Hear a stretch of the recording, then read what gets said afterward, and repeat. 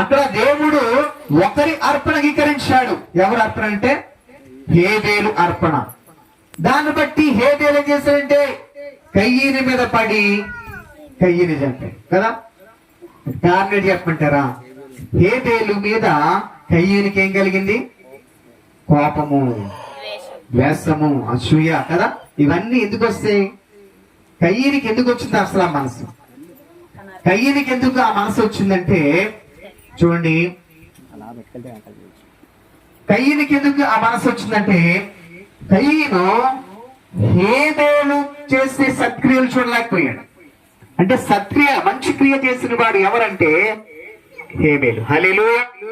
కాబట్టి హేబేలు మనసు దేవుడు నచ్చింది, హేబేలు దేవుడు నచ్చింది కాబట్టి దేవుడు హేబేలు అంగీకరించాడు.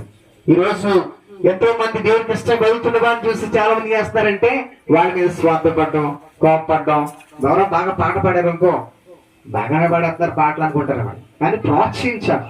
వాక్యంలో మాట రాయబడింది, చక్కని మాట రాయబడింది, తన మార్గమున వర్ధిల్లు వారిని చూచి వ్యసన పడుకుము అనే మాట ఎవరైనా మనకంటే బాగా దేవుళ్ళు వెళ్తున్నారు అనుకోండి, ఎవరైనా బాగా మనకంటే చక్కగా వాయిద్యాలు వాయిస్తారు అనుకోండి, ఎవరైనా మనకంటే బాగా ప్రార్థన చేస్తారు ఒక సంఘంలో, వారిని ప్రోత్సహించాలి. హల్లెలూయా, హల్లెలూయా. అంతేగాని వారి మీద మనం అసూయ పడకూడదు, కోపపడకూడదు, స్వార్థపడకూడదు.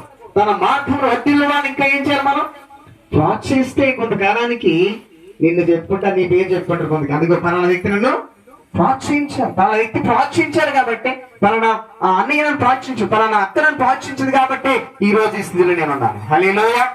ఎవరొకరు ప్రోత్సాహం లేకుండా ఎవరు కూడా ముందుకి వెళ్ళలేరు. అనేక గొప్పవారు అనేక మంది చేత ప్రోత్సహించబడిన వారే ఈ రోజు అనేక మందికి ఆశీర్వాదకరంగా వారు ఉన్నారు. హల్లెలూయా. అలాగే హేబేలు చేసిన క్రియ తన అన్నయ్య అయిన కయ్యనికి నచ్చలేదు. కాబట్టి దేవుడు అడుగుతాడు, కయ్యను నీ తమ్ముడు ఎక్కడా అంటే ఏమంటాడు? నేను ఆ తమ్ముడికి ఏమైనా కావాలివా అన్నా అంటాడు కదా.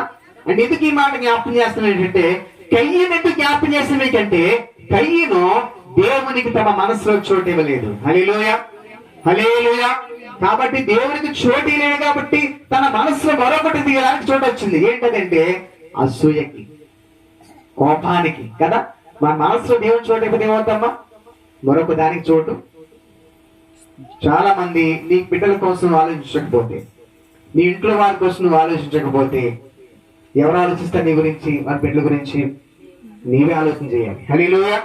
నీ బిడ్డలను, నీ సంఘము, నీ భర్తను, నీ భార్యను, నీ పిల్లలను నువ్వు దేవుని నడిపించకపోతే ఎవరు ప్రోత్సహిస్తారు?